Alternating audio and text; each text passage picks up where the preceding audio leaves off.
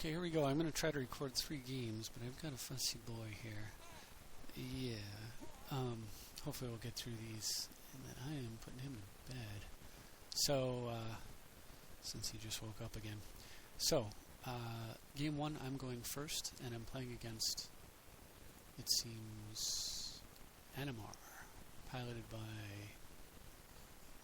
Oh, I can't tell who that is. Anyway, I guess I would have kept this hand, yeah. Rabid Kitten. It's a little bit slow, but it does have an early disruptive spell, and I'm going first. So he leads off with top. I get down with land. And I'm not sure what's remarkable about these games. I do know that the last game was fairly remarkable, and the second to last one definitely was, so we'll see. I don't remember if this first one was or not.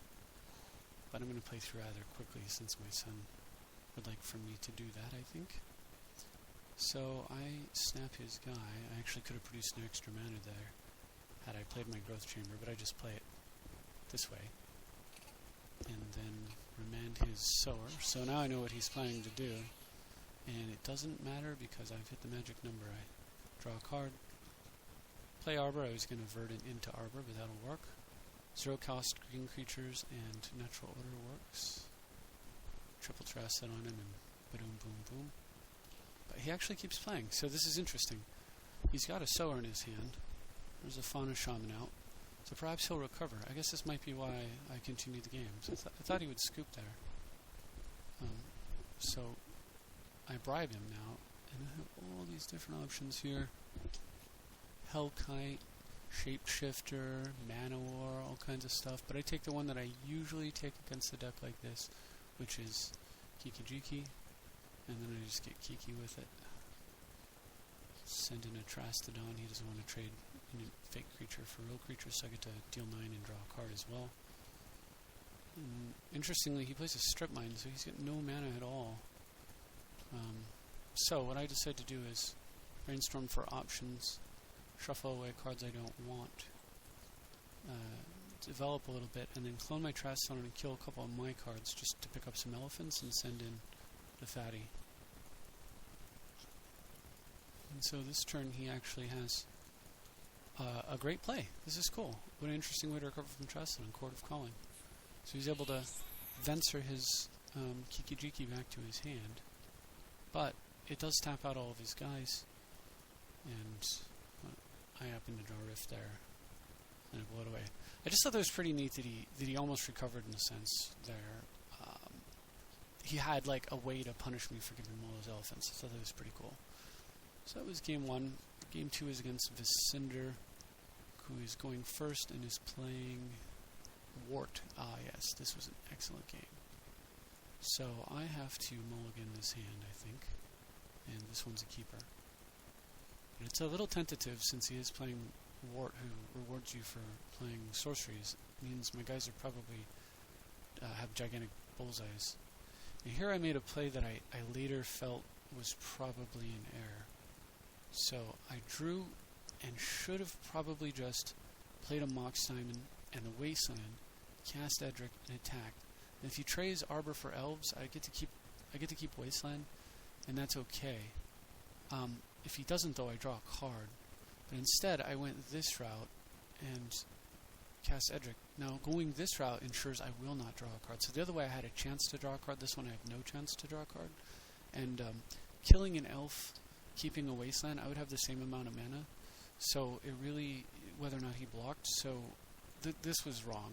Give yourself a chance to draw cards over a chance not to draw cards. And then he really punishes me for it with a Flames of the Firebrand. Super harsh card there for Edric to have to face.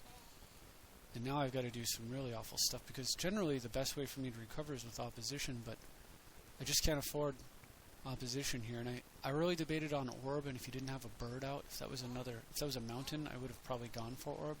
But because he has the bird, I go for Sylvan.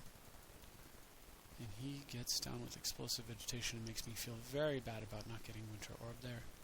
And I do not top deck it. I get Sylvan down. So he plays his Wart. But now I can draw some cards, and I do, and this time I'm cast Edric and pass, because I can't really afford to play Garruk and make an elephant. If he kills it, he'll If he doesn't kill it, he could send all 3 guys at it. I have to trade Garrick for his wart. Garrick dies anyway. I mean, the elephant. Or just let Garrick die.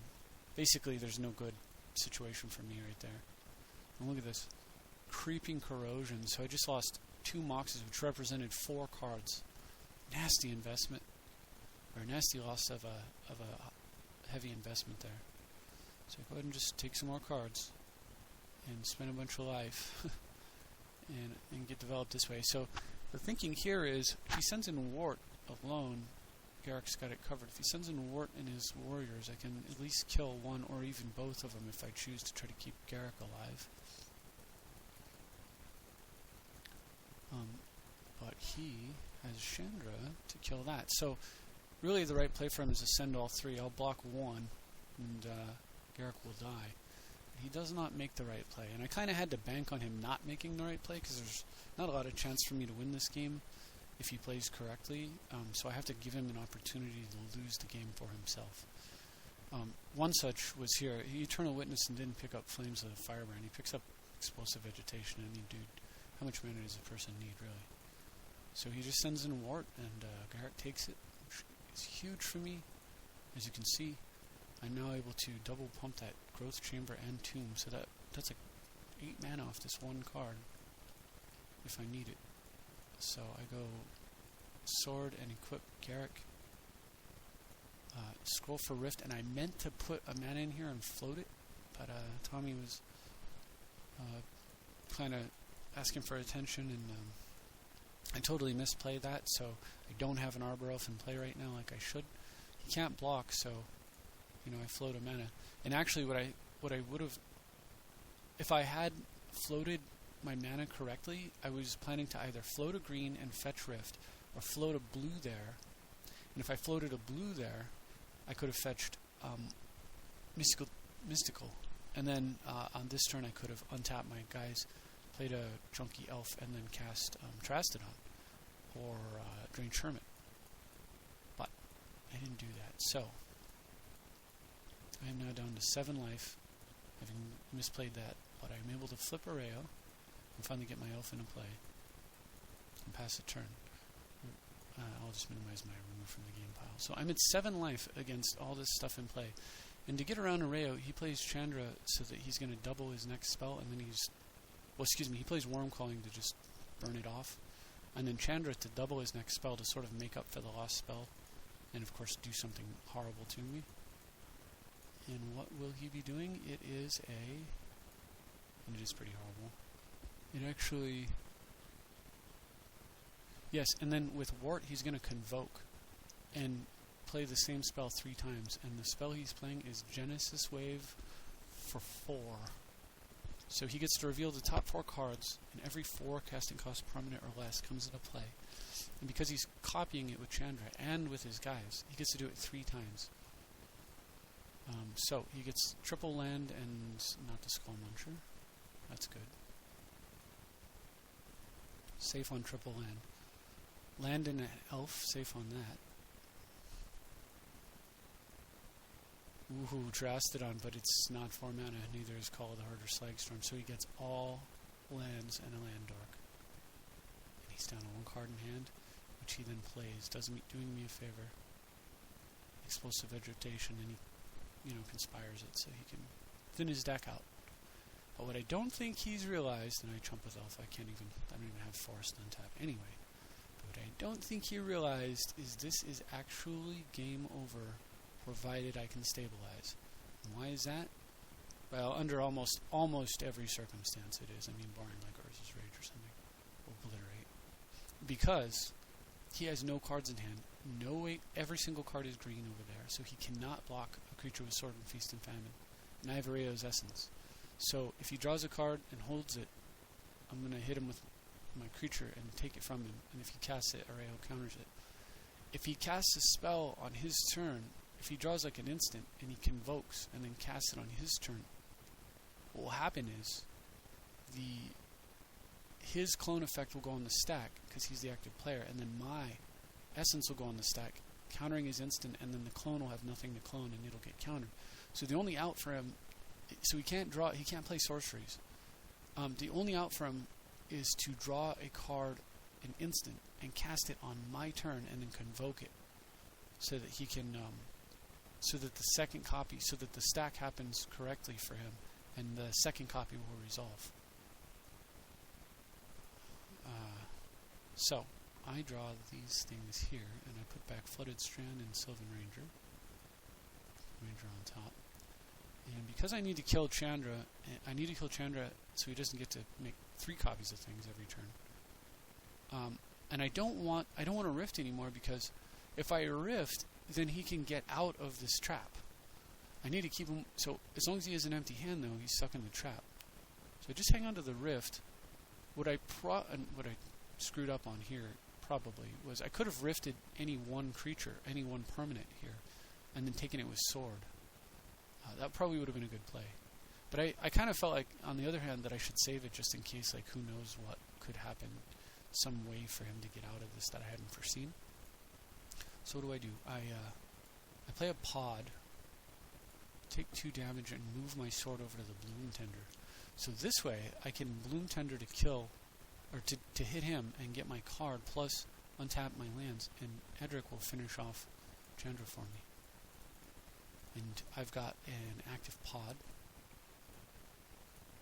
I'm at 3, so I have to be 5, so I have to be very careful. So now I can play Sylvan Ranger and go fetch myself an island for next turn, and very carefully podding away Edric,